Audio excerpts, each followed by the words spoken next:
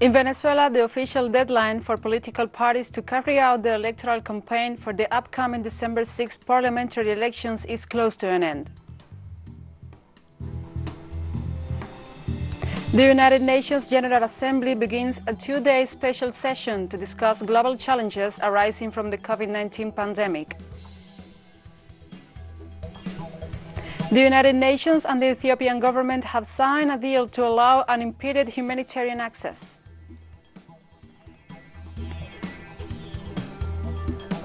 From the headquarters of TeleSUR English in Havana, Cuba, this is From the South. I'm Gladys Quesada. In Venezuela, the official deadline for political parties to carry out their electoral campaign for the upcoming December 6 parliamentary elections is close to end. The different political forces of the country have until this Thursday midnight to carry out campaign activities. Meanwhile, the National Electoral Council continues its task of packing and distributing electoral supplies. International delegations that will accompany the elections continue to arrive in Venezuela. More than 20 million Venezuelans are called to the polls to elect a new National Assembly in a process marked by the nomination of 14,000 candidates representing more than 100 political parties, most of them from the opposition.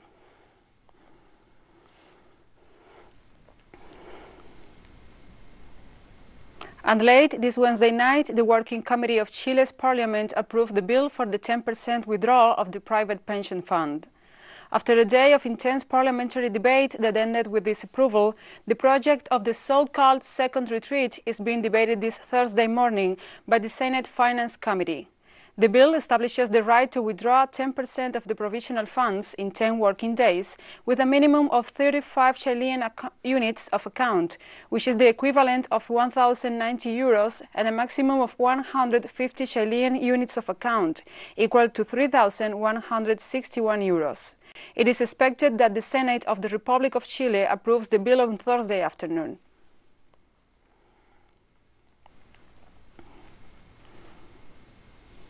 On Wednesday, Colombian narco-paramilitary and terrorist organization known as the Black Eagles threatened to kill different progressive politicians, human rights defenders, and indigenous people who have supported the social minga, a meeting among several sectors. In the statement, the paramilitary group linked to former President Álvaro Uribe declares itself against the so-called indigenous minga and Senator Gustavo Petro. Likewise, they threatened to kill political leaders Feliciano Valencia, Holman Morris, Juan David Duque, Daniel Quintero, David Racero, Gustavo Bolívar, Alex Flores, and Freddy León Muñoz.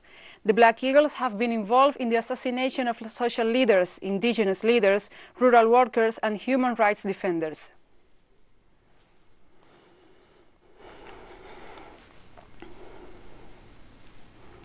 In Argentina, mobilizations continue against PanAmerican Silver Corp's open-pit mining, which will seriously affect the province of Chubut. Protesters demand a government statement to be made to prevent the application of one-pit mining in the area. It is worth nothing today that the last day of protests on November 25th, Guadalupe Assemblyman Harris and Leonel Delgado, who supported the mobilizations, were arrested, sparking demonstrators' rejection and indignation in the face of unjustified police repression in spite of the peaceful struggle for the preservation of the environment in Chubut.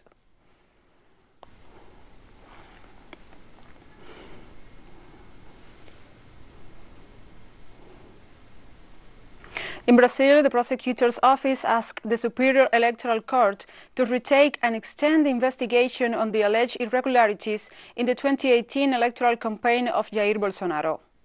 Renato Brill, Deputy General Electoral Attorney, has defended the joint trial of the 4 proceedings before the Electoral Court, which link the president to an alleged abuse of economic power and the misuse of the media. The prosecution also accuses Hamilton Mourão, the current Vice President of Brazil. Opponents of Bolsonaro, including the Workers' Party, denounced before the Superior Electoral Court the hiring of companies to create fake news. If Bolsonaro's guilt is proven, its victory will be annulled.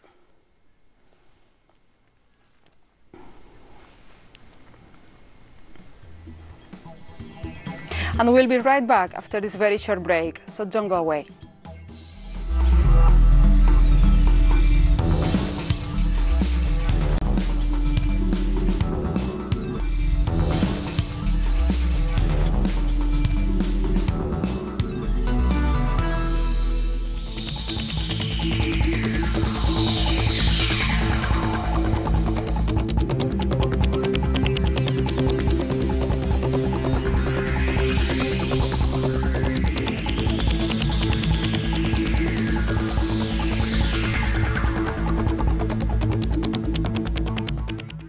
Welcome back to From the South. The United Nations General Assembly began a two-day special session to discuss global challenges arising from the COVID-19 pandemic.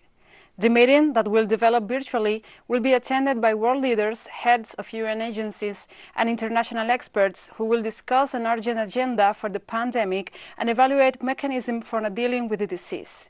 The leaders will debate the intention to increase international cooperation and provide aid to the most affected countries. The multilateral body considered that the international community can face adversities through collective actions that facilitate economic and health recovery.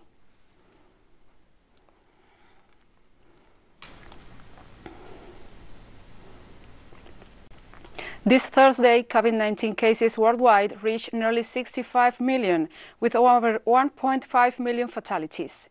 The United States COVID-19 cases count has risen to more than 14.3 million, with a death toll of nearly 208,000. The U.S. is the hardest hit country worldwide, followed by India. The Asian nation registered so far more than 9.5 million cases of infection and more than 138,000 COVID-19 related fatalities. Brazil, the third most affected country by the pandemic, with over 6.4 million confirmed cases of the disease and more than 174,000 deaths. Over 45 million patients worldwide have recovered from the disease.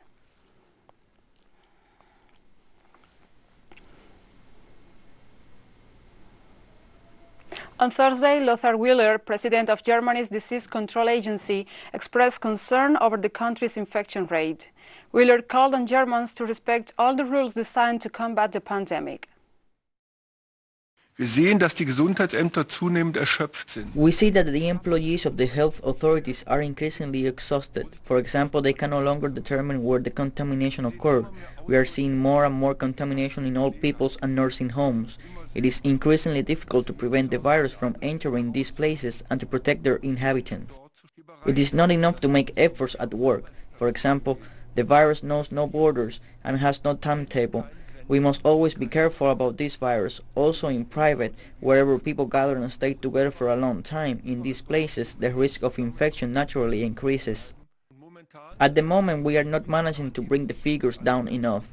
Other countries such as Belgium or France are succeeding, and the reason for this lies in people's behavior, if they follow the rules or not. On Thursday, coronavirus infections in Russia hit a new record as the country's authorities reported more than 28,000 new confirmed cases.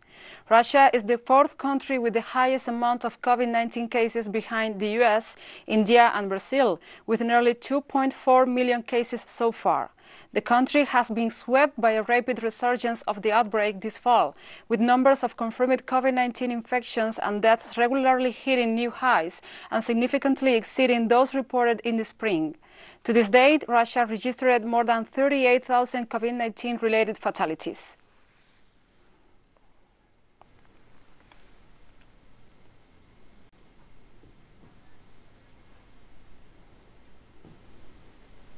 In Spain, investment in the military continues to increase, especially in the purchase of weaponry, which is why the anti-militarist movement denounced that the budgets for 2021 hit the actual figures and that real spending on defense doubled that what is announced. Our correspondent Adriana Cardoso brings us more details. According to the Spanish government, defense spending in next year's budget is 9 billion euros. But according to estimations from the DELAS Center, it is actually more than 21 billion. In all the ministries, there are part of the budget that belong to military spending. From our quota to NATO, the interventions abroad, the training courses, the trips, the education. All of that is not included in the official figure. Job creation is one of the excuses for allocating public money to the military and arms industry. But according to a Brown University report, military spending generates 50% fewer jobs than spending on education or renewable energy production. This has to do with the fact that weapons are not a market asset. They do not enter the market naturally. It is the government that regulates who can buy the weapons and how. Whether they have a social benefit is very controversial. Associations like Desarma Madrid claims that in the context of a national sovereignty that is not threatened, military expenditures should be transformed into social expenditures, especially in a context of health and economic crisis. It doesn't make any sense to use the military to track. What does that mean? That there is a lack of trackers. There is a lack of healthcare providers who are the specialists in this. If the military is now being used for tracking, it means that the military is not doing anything. The purchase of weaponry consumes the greatest part of the military investment in these budgets.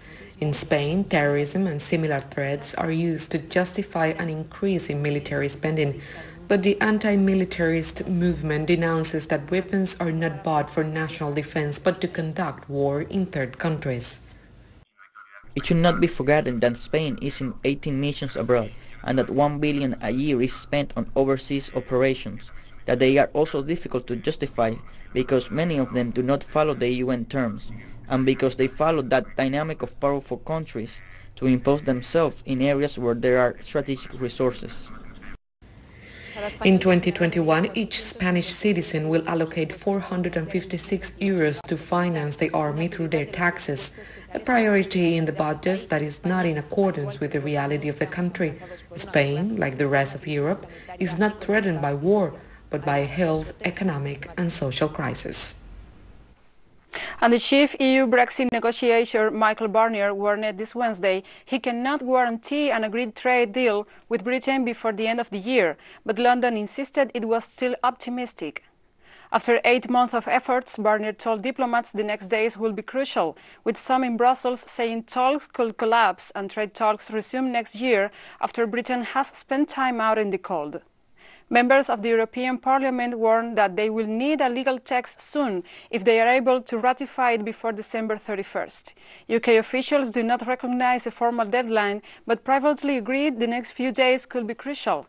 Prime Minister Boris Johnson is optimistic about striking a deal, but ready for Britain to move on without one.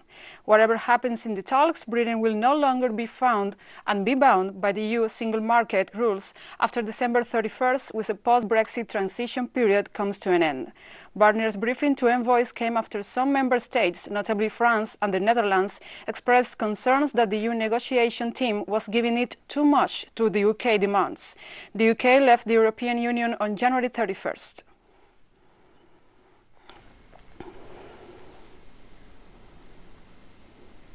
On Thursday, the Chinese Foreign Ministry spokesperson Hua Chunying said the U.S. accusation of China's policy of military-civilian integration has exposed its double standards and tries to contain China's development. The United States, for political purposes, sticks to a narrow Cold War mentality, deliberately plays up ideological factors, publicly misrepresents and disfigures China's policy of integrated civilian military development, viciously attacks the Communist Party of China, and tries by every means to contain China's development. To this end, the U.S. has resorted to moral abduction, political pressure, and even the threat of sanctions against the Chinese personnel and U.S. companies and academic institutions. China expresses strong dissatisfaction and firm opposition to this. The U.S. groundless accusations against China is nothing but a case of a tyrant leader can do whatever he likes, but the common people are not allowed the slightest bit of freedom. It is a typical double standard, and its real purpose is to create excuses for blocking new and high technologies from coming to China. This goes against the spirit of international cooperation and the trend of the times, and ultimately undermines the common interests of both China and the United States and even the rest of the world. China urges the United States to correct its erroneous words and deeds and stop its deliberate provocation and vicious attacks against China. And we have more stories coming up after this financial break, so stay with us.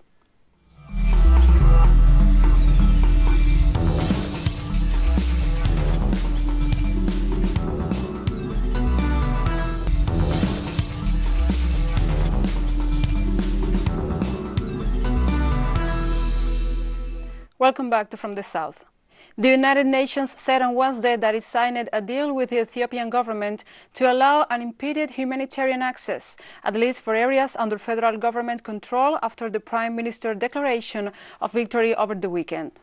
Confirming details of the deal at UN headquarters in New York, spokesperson Stéphane Dujarric said that all aid distribution will be carried out in compliance with the globally agreed principles of humanity, impartiality, independence and neutrality. This will allow the first food, medicines and other aid into the region of 6 million people that has seen rising hunger during the fighting between the federal and Tigray regional governments. Each regards the other as a legally empowered struggle that has been months in the making. For weeks, aid-landed trucks have been blocked at Tigray's borders, and the UN and other humanitarian groups were increasingly anxious to reach Tigray as hunger grows and hospitals run out of basic supplies like gloves and body bags. More than 1 million people in Tigray are now thought to be displaced, including over 45,000 and have fled into a remote area of neighboring Sudan. Humanitarians have struggled to feed them as they set up a crisis response from scratch. Colleagues, that the UN in the country and the federal government of Ethiopia have signed an agreement that seeks to enable unimpeded, sustained and secure access for humanitarian personnel and services in areas under the control of the federal government in Tigray and the bordering areas of Amhara and Afar regions. We, along with our partners in Ethiopia, are engaging with the federal government and all parties to the conflict to ensure that humanitarian action in Tigray, Amhara and Afar regions, strictly based on needs and carried out in compliance with the globally agreed principles of humanity, impartiality, independence and neutrality. This includes working to ensure that people impacted by the conflict are assisted without distinction of any kind other than the urgency of their needs. Today, an assessment and response mission is taking place in Afar in the border areas, in areas bordering Tigray to reach people who have been internally displaced by the ongoing conflict.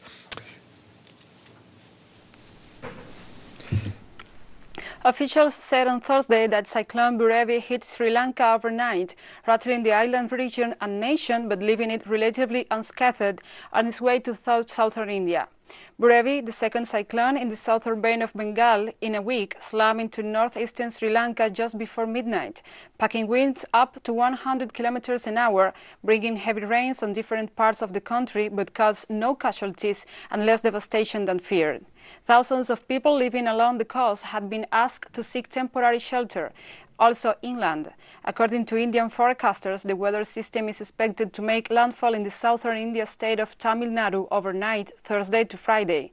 India's National Disaster Response Force said Wednesday that they had deployed around 2,000 relief and rescue teams for the two states for an emergency response after the cyclone.